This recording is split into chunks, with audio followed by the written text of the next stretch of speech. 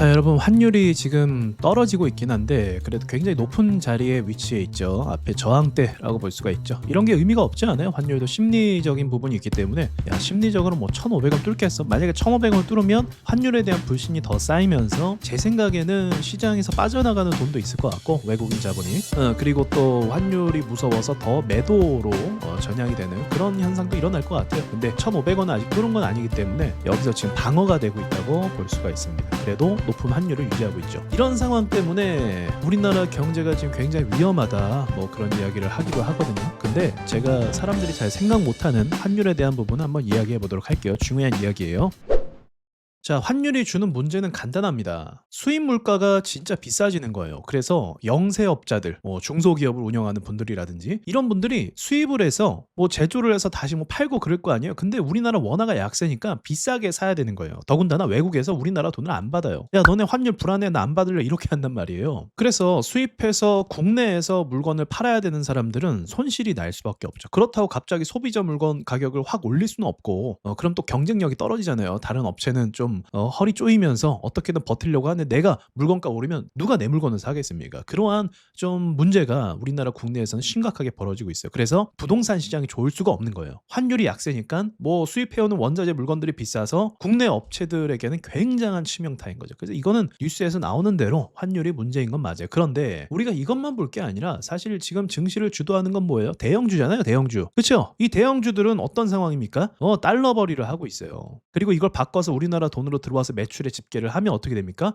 돈이 더 많이 벌게 된 현상이 발생하게 되는 거예요. 그러면 올해 2026년도에 예상 목표치나 예상 매출 기대치가 있을 거 아니에요? 그것이 우리가 예상했던 것보다 훨씬 더 뛰어넘을 수가 있겠죠. 무엇 때문에? 물론 주문이 많이 들어와서 일감이 많은 것도 맞아요. 조선도 그렇고 방산도 그렇고 반도체도 그렇고, 그렇죠? 근데 더불어서 환율까지도 매출로 더 많이 잡히게 된다면 2026년도는 우리가 예상했던 것보다 더 많은 매출을 기업들이 발생시킬 거라는 걸 예측할 수가 있는 거예요. 그러니까 환율만 보면 코스피가 오르는 게 말이 안 되는데, 만약에 이 관점으로 특정 기업들만, 그리고 주가가 다 오르는 것도 아니죠. 특정 기업만 이 환율에 대한 수혜를 본다고 한다면 매출표가 더 많이 잡힐 가능성이 있다고 볼 수가 있는 거죠. 그래서 이렇게 또 볼 수 있어요. 고환율이잖아요. 어쨌든 굉장히 높단 말이에요. 이 고환율이 유지가 되는 건 우리에게 압박인데, 그럼에도 불구하고 코스피가 오르고 있잖아요. 그렇다면 지금 시장은 이 환율을 신경 안 쓰고 있다, 이렇게 우리가 이해하시면 되는 거예요. 그러니까 더 이상 시장이 환율 눈치를 볼 필요가 없는 단계에 이르렀다고 볼 수 있는 거죠. 그러면 정리하자면, 여러분이 만약에 어떤 회사를 투자하는데 실적을 기대하면서 투자를 했다면 이 실적이 2026년도 1분기에는 더 많이 잘 나올 수가 있을 것이다, 그렇게 말씀드릴게요. 그래서 이 관점도 놓치지 않고 투자를 하셨으면 좋겠어요. 마치면서 지난밤에 애프터마켓에서 주가가 크게 폭락했습니다. 지금 증시에선 볼 수가 없죠. 개별 종목으로 봐야 되는데 삼성전자가 보다시피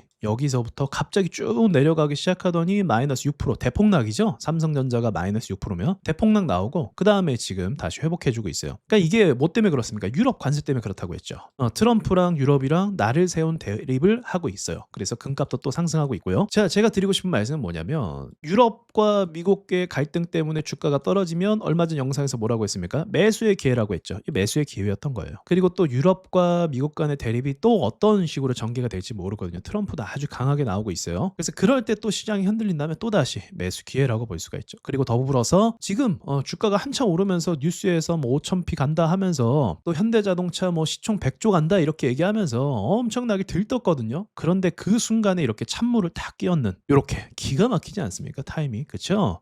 겁죽이에요, 사실은. 겁주고 함부로 들어오지 마, 이런 일이 또 일어날 수도 있어, 그렇게 이야기하는 겁니다. 그래서 비관론적인 생각을 가진 사람들은 또다시 관세 악재가 시작되는구나, 그렇게 생각하고 압박을 받을 수가 있는 거죠. 근데 이것이 오히려 제 입장에서는 매수의 기회다라고 오히려 말씀드릴 수 있는 거고. 자, 아시겠죠? 영상 간단하죠? 제가 뭐 환율 때문에 이 회사가 뭐 대박 오를 겁니다, 이런 얘기는 하지 않을게요. 왜냐면 그거 얘기 제가 안 해도 이 회사 좋습니다, 저 회사 좋습니다, 뭐 때문에 좋습니다, 이것 때문에 좋습니다, 지금 난리가 났어요. 사람들이 이야기하는 게. 시장이 불장이다 보니까 이것도 좋고 저것도 좋고 다 좋다고 얘기하는 시장이에요. 그런 건 의미가 없죠. 그러니까 여러분에게 제가 말씀드리고 싶은 건 실적을 주목해라 라는 말씀 드리면서 마칠게요.